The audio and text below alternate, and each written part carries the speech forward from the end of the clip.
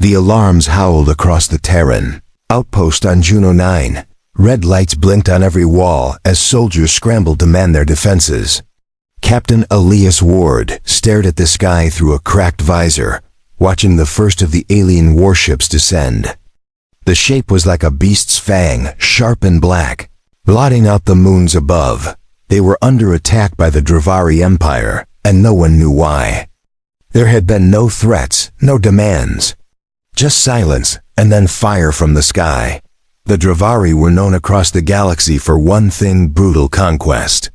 Their warriors were taller, faster, and stronger than any known species. But today was different. The fleet wasn't led by warlords. It was led by a princess, and not just any princess. The largest among her kind. Nearly 8 feet tall, armored in royal crimson and gold, her white hair like glowing silk in the storm. Her name was Princess Kael'thara, and to most of the galaxy, she was an embarrassment. Oversized, unmarried, and a walking scandal to the throne. She stood at the front lines herself, not hiding behind her generals. When she stepped onto the battlefield, humans saw her for the first time and froze, not from fear, but shock. She was not monstrous. She was breathtaking. Her soldiers didn't hesitate. They surged forward, tearing through the outer bunkers, while Kael'thara advanced slowly, as if searching for something, or someone. Captain Elias had orders to retreat, but instead he stayed. With only a pulse rifle and shattered cums, he waited behind the last wall, unsure why he felt the urge to face her himself. Their eyes met through the haze of smoke and falling debris. She raised her weapon. He didn't move. Something strange passed between them. A hesitation. A flicker of curiosity. She didn't fire. Neither did he. The world around them burned, yet for a few seconds, there was quiet. A fragile moment held. In the middle of chaos. Then a human missile struck the ground near her. Her guards rushed to shield her, but she waved them off and retreated with a backward glance. Elias exhaled as the moment ended. But it wouldn't be the last. The next day, she returned, alone, no soldiers, no weapons. Just her enormous form walking across the ash fields toward his position. She carried something in her hand. A white flag. No one could understand it. Why would the Dravari send their unwanted royal to talk peace? Why now? Why here? But Elias was the only one who volunteered to speak with her. When they met, she said in clear galactic tongue, "You're the first one who didn't flinch at my size." "Why?" Elias replied. "Because size doesn't scare me. Intent does. And you didn't. Want to kill me yesterday." "Why?" She didn't answer. But she smiled. And that smile changed everything. The military council did not trust her. When Elias returned from the meeting site, the command tent buzzed with suspicion. Officers whispered. Generals stared. She came alone, yes, but what if it was a trick? Elias stood straight and firm. She came in peace, no weapon, no guards. She asked to speak again, he said. But no one cared for the words of a captain with low rank and no medals. His request to meet her again was denied. He disobeyed anyway. The next morning, while others prepared for battle, Elias walked into the dust-storm plains again. She was already waiting for him. Sitting alone on a fallen statue, her crown resting on her lap. She looked like a queen carved from moonlight. "Why do they hate you?" Elias asked her directly. Her face didn't change. She replied, "Because I am not small, I am not quiet. I did not kneel when told to submit to a lesser mate." Her voice was calm, but her hands trembled slightly. Elias watched her carefully. He wasn't afraid of her size. He had faced beasts taller than tanks, but the sadness in her voice, that was harder to handle. It sounded like a storm hidden under silk. "I don't think size should shame anyone," he said. "On Earth, we say strength can be beauty." That made her blink. The concept was foreign to her. On her world, strength was masculine, not feminine. She had both, and they feared her for it. She stood up, towering over him. If I return home, they will force a bonding ceremony. I will be tied to a general who hates me. I may be queen, but I will be owned. I would rather die here, she said. Elias didn't speak for a long moment. Then he said quietly, "Then don't go back. Stay here. Fight with us, not against us." She didn't respond. But she didn't walk away either. For the next 5 days they met again and again, not as enemies, as something else. She brought small alien fruit, not weapons. He brought books in Galactic Basic. They sat and read together, sometimes in silence, sometimes in laughter. She told him her full name, Kale Thara Vernexus. He told her she could just be Kale. She said only her parents ever called her that. Elias shrugged and kept using it anyway. On the 6th day, a drone from her empire flew overhead. It spotted them. It recorded them. She knew what that meant. Her empire would declare her a traitor. Her execution would be ordered before the sun rose again. "I cannot return now," she said. Elias stared at her, then took her hand. "Then stay with me. Not just in this war, after it too." Her breath caught. No one had ever asked her to stay before. They only commanded her to leave. She dropped to one knee, eyes level with his. "Do you understand what it means to take me as your mate? I am not human. I am not easy. I am not light," she whispered. Elias touched her cheek. "Then be heavy, be difficult, be alien. I'll still stand with you." Her eyes glowed for a second. It wasn't just emotion. Her people had bonding sensors behind their irises. And his words triggered them. Her armor released. At the chest, opening to reveal a glowing crest pulsing with royal heat. She placed his hand over it. "Then say the vow," she said. Elias nodded. "I choose you, Kale Thara, without fear. I choose your strength. I choose your truth. I will not break before you. I will stand beside you," he spoke. That was enough. The bonding crest flared. She shivered. Her heart sensed with his. Across the galaxy, royal sensors exploded with alerts. The exiled princess had chosen a mate. And he was Terran. The next morning, enemy forces attacked with double the numbers. The Dravari Empire had learned of her betrayal. She was now the enemy of her own kind. They sent ships, walkers, and sonic tanks to erase her from memory. But Kale stood at the front of the human defense lines. Her armor reforged, her crown on, her eyes fierce. She had something to protect now. And she would burn her own blood to keep it safe. Elias stood beside her, rifle in hand, heart steady. Together, they faced the storm.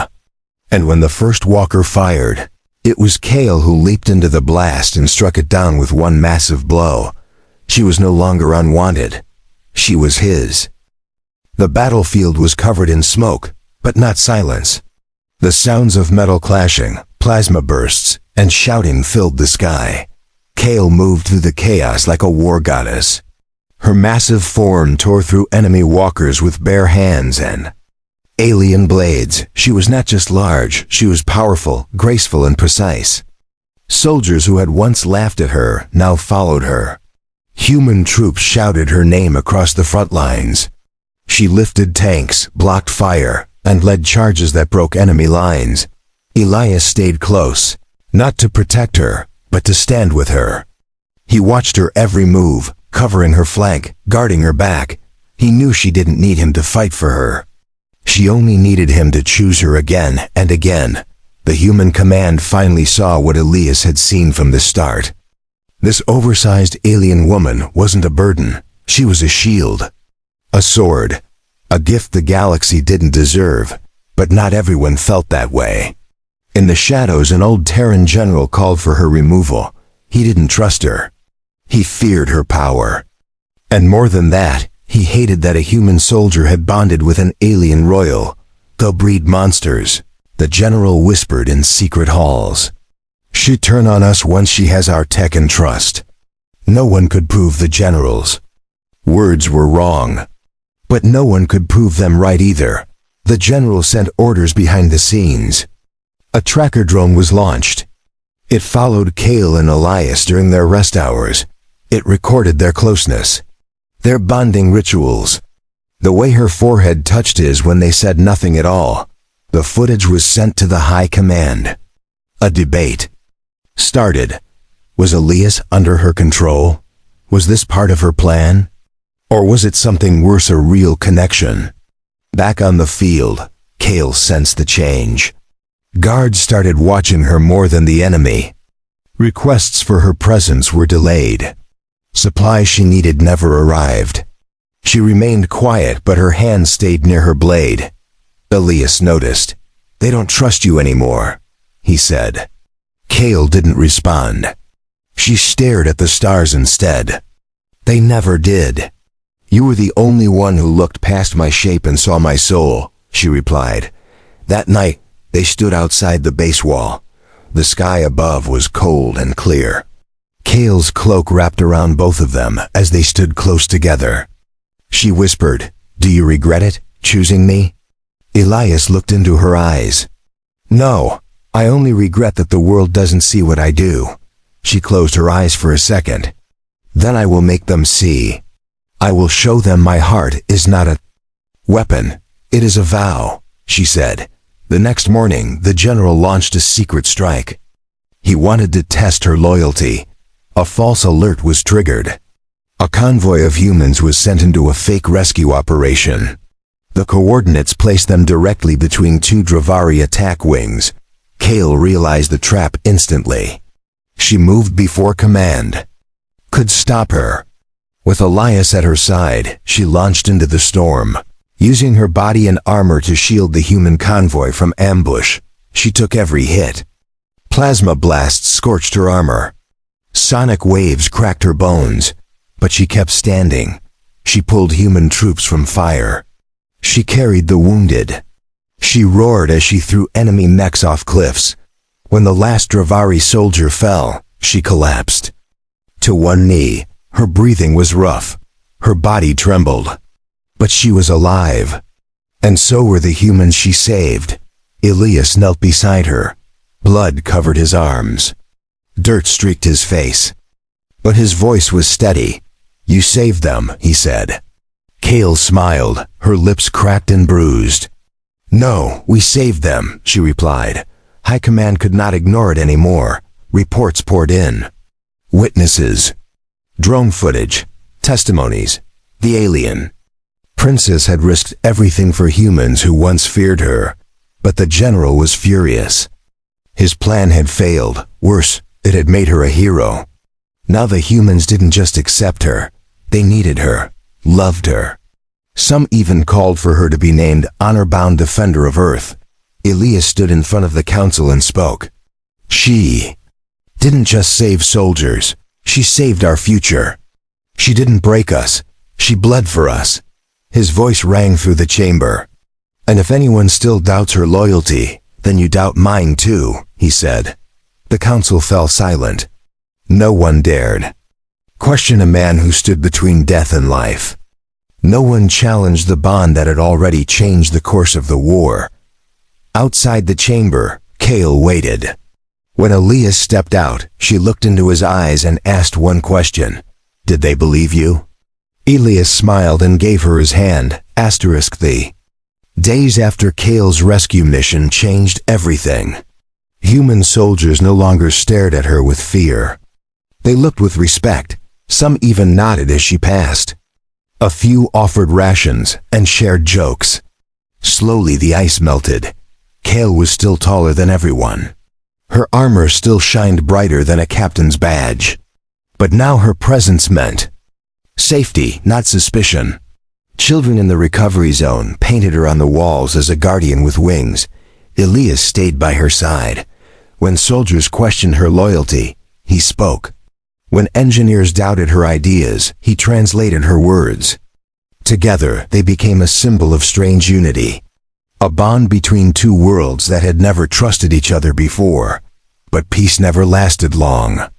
The Drovery Empire, shamed by her betrayal, released a bounty. 1,000,000 credits for the head of the traitor princess. Another 1,000,000 for the human who stood beside her. That bounty attracted assassins. Not from Drovery space, but from the underworld. Mercenaries who didn't care for honor. Just blood and payment. One night, as Kale returned from inspecting a power relay, a shadow dropped from the ceiling with a plasma blade. She moved too fast for the assassin. Her blade caught his wrist. His weapon clattered to the floor. He screamed. She didn't hesitate. Her elbow crushed his jaw. His body hit the ground in a heap of dust and armor. Elias arrived seconds later. Another one? He asked. Kale nodded. 5th this week. Elias picked up the bounty chip. They're getting desperate. Kale turned away. Her shoulders were tense.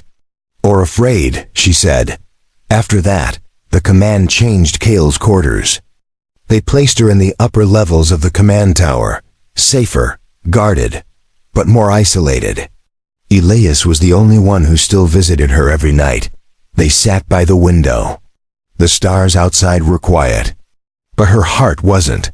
They will never. Stop coming, she said. Elias leaned forward. Then we keep fighting, together. She looked away. That's not what scares me, she whispered. Elias frowned. Then what? She took a breath. You scare me, because if I lose you, all of this falls apart. My bond. My purpose, my hope, she said. Elias took her hand gently. You won't lose me. She looked into his eyes. Then let me bind the second vow. Elias blinked. There's more? She nodded. The first bond links our hearts. The second links our fates. If one falls, the other follows. It is sacred. It is final. Elias was silent for a long time. Then he said, I'm ready. Kale placed her forehead against his. Her armor opened again, revealing the crest. This time, she didn't just activate it. She pulled a crystal blade from her belt and made a small cut on her palm. Elias did the same. They pressed their hands together. Their blood mixed. The crest pulsed with bright gold light. Her breathing slowed. His heart sped up. But then both matched. One rhythm, one beat. Outside, the stars flickered. Somewhere in deep space, the Drovery High Council detected the signal. They knew what had happened. Kale had chosen her mate permanently. She could no longer be retrieved. She could no longer be forgiven. The council declared a full invasion. Earth would burn. Not for victory, not for resources, but for vengeance. They would turn the human world into ash for stealing their bloodline. Ships moved into position. Massive carriers shaped like thrones of bone. Elite squads trained in anti-royal combat prepared. This would not be a normal war. It would be personal, back. On Earth, Elias and Kale met with the human generals. They will attack within a week, she said. They will use everything. Even the forbidden weapons. The room went cold. What do we do? One general asked. Kale looked to Elias. He stepped forward. We don't wait. We strike first. We don't give them the chance to bring it to our homes. Murmurs rose in the room. Shock, doubt. But Kale nodded. They expect us to hide. Let's be unpredictable. Let's be human, she said. The council slowly agreed. Plans were drawn. Ships fueled. Messages sent. Earth would no longer sit in silence. That night, Elias stood with Kale in the docking bay. She checked her armor. In silence, he checked his rifle. You know this mission might kill us both, he said. She nodded. Then let us die together with our fates bound, she replied. The human fleet launched just before sunrise. It was the first joint strike mission with an alien royal in command. Kale stood at the head of the lead carrier, her crimson armor reflecting the pale orange light of Earth's sky. Behind her, Elias adjusted the strap on his rifle. Both humans and aliens watched her with awe. Some had doubted her. Others had tried to kill her. But now she led them into a battle none expected to survive. And she carried herself like a queen meant for war. Her voice came through the combs, strong and clear. We are not born for surrender. We are born for resistance. I will not let them erase you. And I will not let them erase me. Her words weren't rehearsed. They came from her blood. Elias stood behind her as she spoke. When she finished, he whispered through the private channel, "You still make better speeches than the entire council." She smiled without turning her head. The fleet entered Dravari space faster than predicted. They didn't wait. They fired before the enemy could lock on. Missiles streaked across the stars. Shields flared and cracked. Debris spun in every direction. Kale jumped first from the transport dropship. Her body struck the ground like thunder. Her blade carved a glowing path through the defenders. Elias followed, covering her side with bursts of precise fire. They fought like two parts of the same machine. She cleared the front. He picked off what slipped behind. Neither gave ground. Each step they took forced the enemy back, but the Dravari weren't finished. From the far ridge, the Bone Watchers arrived. Elite assassins bred to kill royal blood. Their armor was silver and black. Their weapons were coated in royal poison. They didn't march. They floated. Kale paused when she saw them. Her jaw tightened. "These are not soldiers," she said. "They are executioners." Elias gripped his rifle tighter. "Then let's make them fail," he said. The Bone Watchers spread into a circle. They tried to separate Kale from Elias, but she moved faster than expected. Her body blocked the path. She struck one down with a spinning kick that shattered bone and steel. Another came for Elias. Too fast. Too silent. But Kale caught the blade with her hand, blood dripping from her palm as she yanked the weapon free and stabbed the attacker through the chest. Elias dropped to one knee and covered her with fire. Plasma bolts punched holes through enemy visors. Kale moved like lightning, ignoring her wounds. She would not let them take him. The battle raged across the ridge. When it ended, 11 Bone Watchers lay dead. Kale stood with blood on her face and Elias at her side. Her chest rose and fell like a mountain breathing. Above them, the enemy fleet began to retreat. But this time, Kale gave no mercy. She sent orders through the command net. Disable engines. Leave no path for them to escape. Let them taste their own fear, she said. Elias looked at her. You sounded like a queen just now. She turned toward him slowly. I've never wanted the crown. But maybe I was born for it anyway, she said. The human command ship landed behind them. Medics rushed to treat the wounded. But Kale refused help until Elias's burns were bandaged. Only after that did she allow them to seal the cut on her hand. Later, in the command tent, a Terran general saluted her. You've won us more than a battle. You've won our future. Kale didn't respond at first. Then she said, I only protected what was already mine. Word spread fast. Across colonies, across channels. Even within Dravari space, rebels began whispering about her. The oversized outcast who fought beside a human and destroyed the Watchers. On her homeworld, statues of her were removed from exile walls. Some even placed flowers near her childhood palace. The Empire trembled, because something was happening. That scared them more than war. The people were beginning to love her, back in the recovery base. Kale sat by the window with Elias. Her hand rested in his.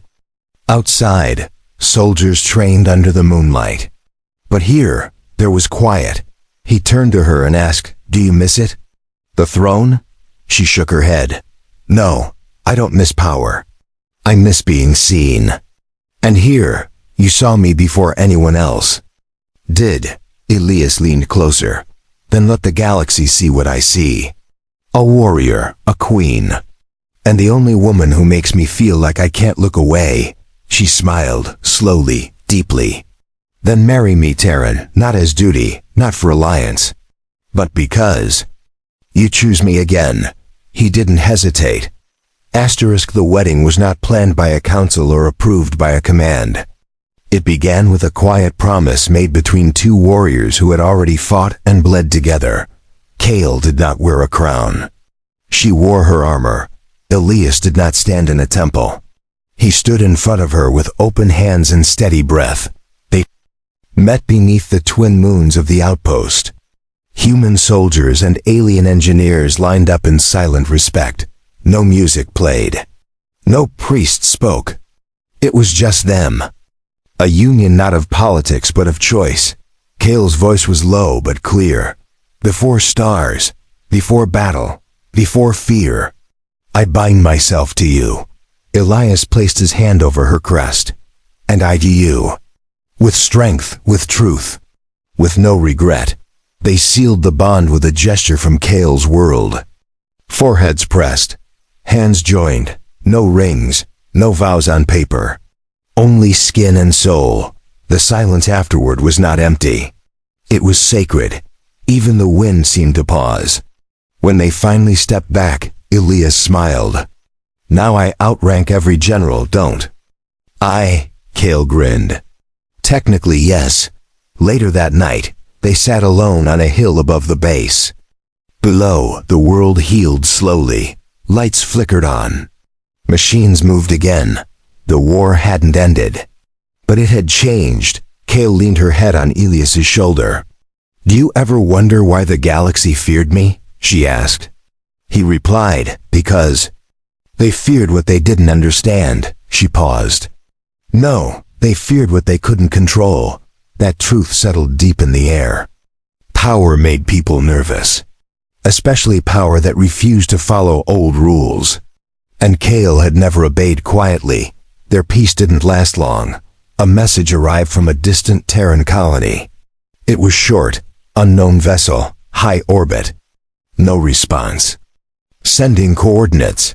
Kale read it twice. Then stood. They're testing us. This isn't a random visitor. It's a challenge, she said. Elias followed without question. He had learned that when Kale moved, the galaxy often shifted with her. The ship in orbit was enormous. Dravari in design, but not from the military branch. Kale recognized the markings. That's a royal culling ship, she whispered. Elias narrowed his eyes. That sounds bad. She nodded slowly.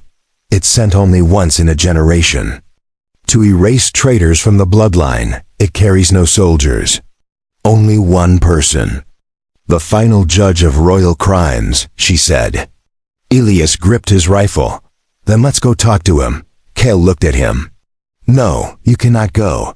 The judge follows laws older than your race. If you step into the chamber, they'll call it an insult. Elias clenched his jaw. Then I'll wait outside. But if anything happens to you, I will make that ship fall. She nodded once, then stepped into the teleport chamber.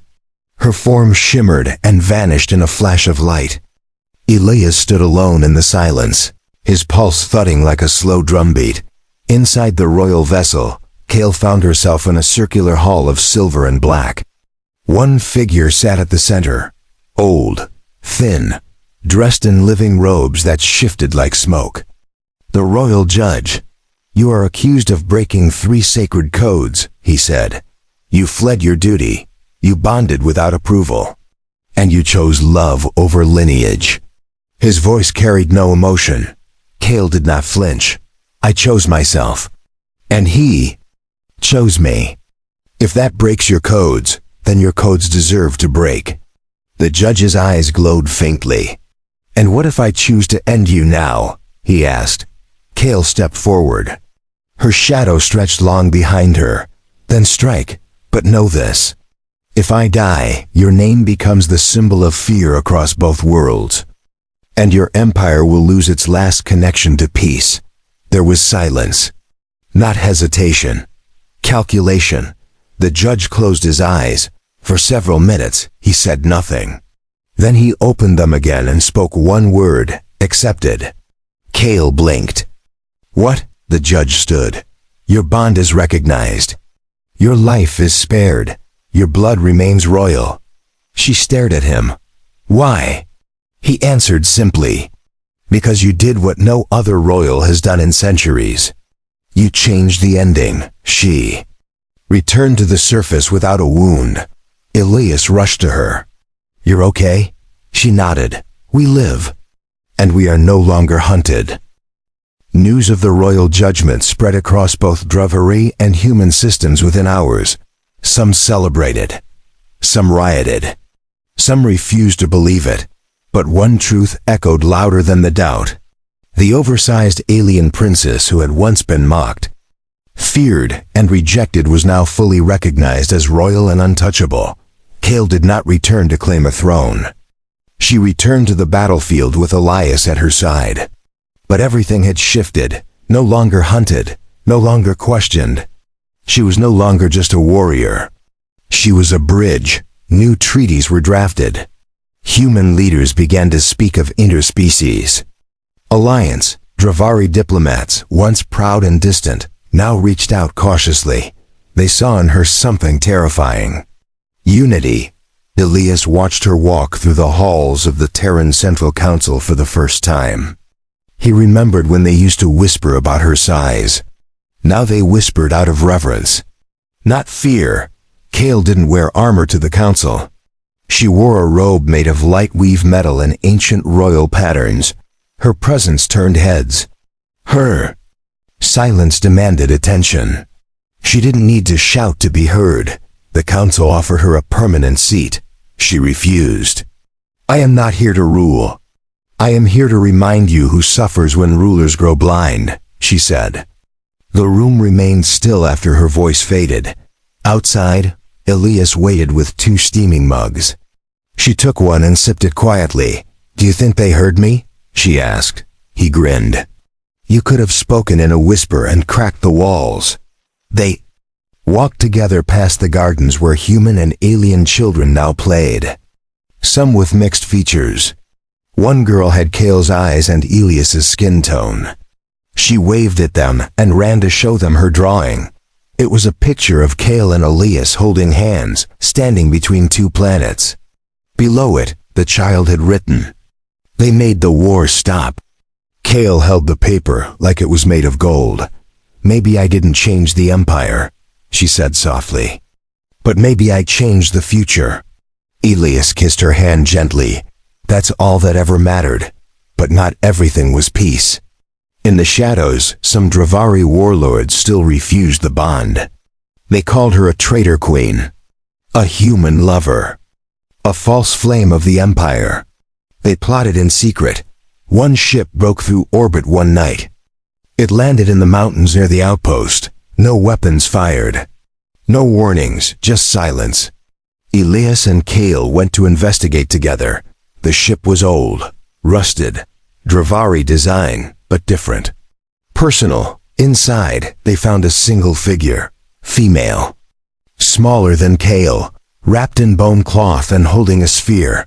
"I am your sister," the woman said. "Exiled like you, hated like you. And now I come not to fight, but to follow." Kale stared at her. "Why now?" The woman stepped forward. "Because I saw you break what none of us could. I saw you be more than royal. You were brave." Kale took her hand. "Then stand with us, not behind, not beneath." "With," the younger sister nodded. And that night, she swore loyalty to both Kale and Earth. Weeks passed, then months. Kale no longer slept with one eye open. Elias no longer checked every shadow for snipers. They lived in a small station outside the city, built of ironwood and glass. It was quiet. It was strong.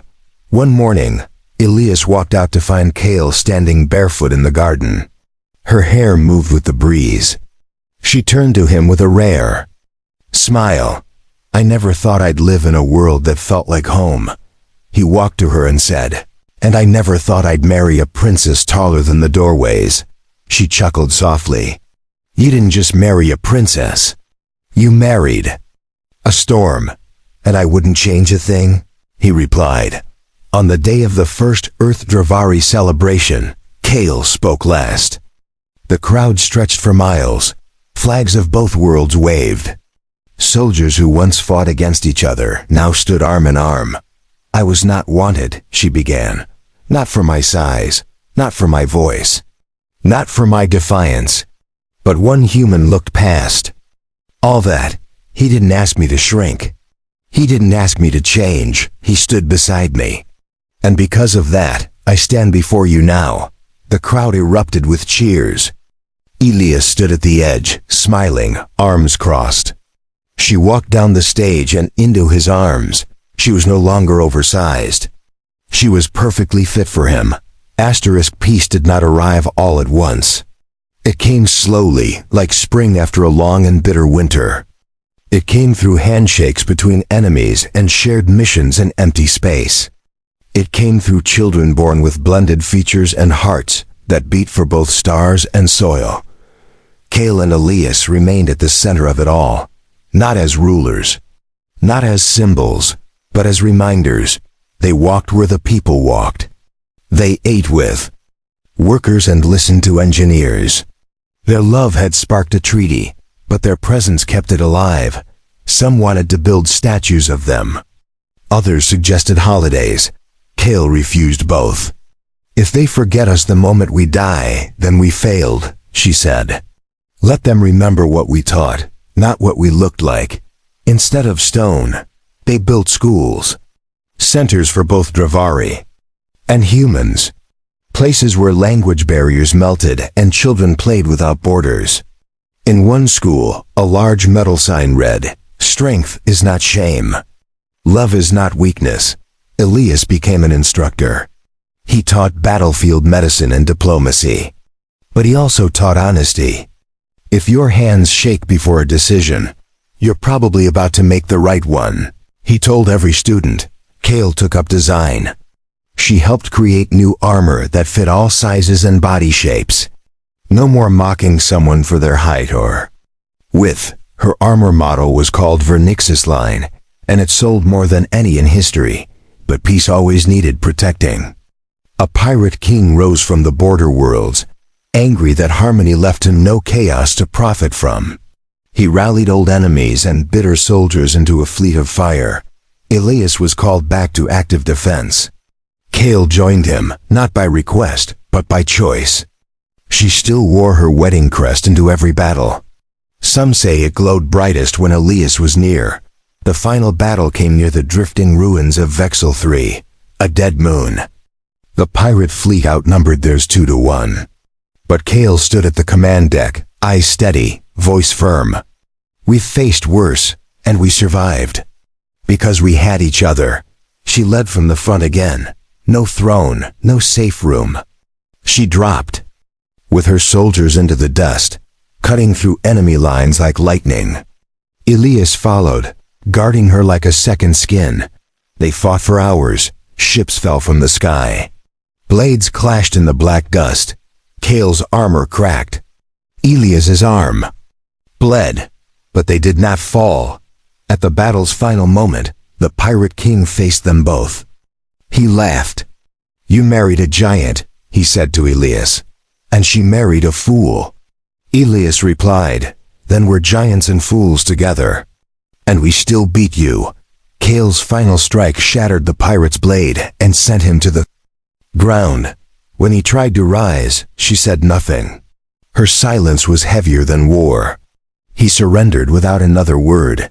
The galaxy took a breath after that, not just from relief, but from the proof that peace was not weakness. That love, even between species, could build something stronger than any wall or weapon. Years passed. Then decades. Kale and Elias aged slowly. Her Dravari blood gave her long life. His human body didn't match her pace. But he never let her walk alone. Even with a cane, he moved beside her. One evening, under the same twin moons where they first exchanged vows, Elias sat beside her in the garden. He was older, thinner, but his eyes still held that same spark. "Do you remember when no one wanted you?" he asked softly. Kale nodded. "I do, and I remember the one man who never saw me as too much." Only as enough. He took her hand. When I'm gone, will you remember that I never once regretted it? She gripped his fingers tighter. Then don't go yet. There's still time, and I want every second, he smiled. That same smile that once stopped her from striking. Then hold on to me. Until the last moment. He passed away 1 year later, in her arms, beneath stars they once claimed together. His body was buried in the soil of Earth, but his name lived on every world where peace had touched. Kale built no statue, but she placed a single marker at the garden. It read, "He chose me when no one did. And I chose him forever," she returned. To the stars, not to forget him, but to carry him forward in every step, every treaty, every lesson. Her strength was no longer doubted, her love was no longer questioned, and her story was no longer silenced. She was no longer the oversized princess the galaxy rejected. She was the queen it would never forget.